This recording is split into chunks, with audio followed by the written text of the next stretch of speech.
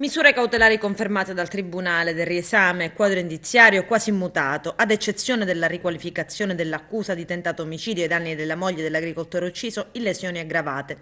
Resta quindi in carcere il principale indagato, il 44enne Vasile Lupascu, arresti domiciliari con l'applicazione del braccialetto elettrico per la moglie 39 anni e il figlio di 19.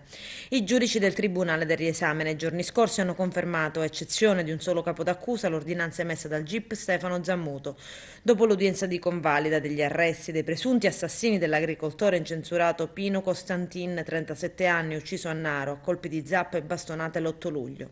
Per l'omicidio i carabinieri hanno arrestato un'intera famiglia romena. A distanza di poche ore dall'omicidio, sulla base degli elementi di prova acquisiti durante la brevissima indagine dopo aver ascoltato alcuni testimoni, il giallo era già risolto. Resta da mettere del tutto a fuoco il movente, che sarebbe da inquadrare in pregressi contrasti di poco conto. I tre indagati sono accusati anche di tentato omicidio, oltre che di omicidio premeditato e aggravato dai futili motivi, perché l'aggressione mortale, un vero e proprio agguato, sarebbe stata preceduta di poche ore da un'altra aggressione con identiche modalità, ma senza la conseguenza della morte.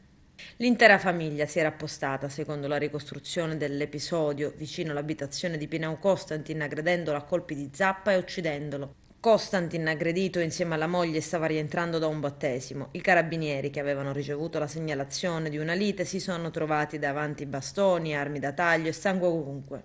A terra la vittima, con una profonda ferita alla testa provocata da un violento colpo. L'uomo è morto all'ospedale di Canicattì. I giudici del riesame hanno ritenuto che la spedizione punitiva non sarebbe stata compiuta per uccidere la moglie di Costantin, ma solo per ferirla.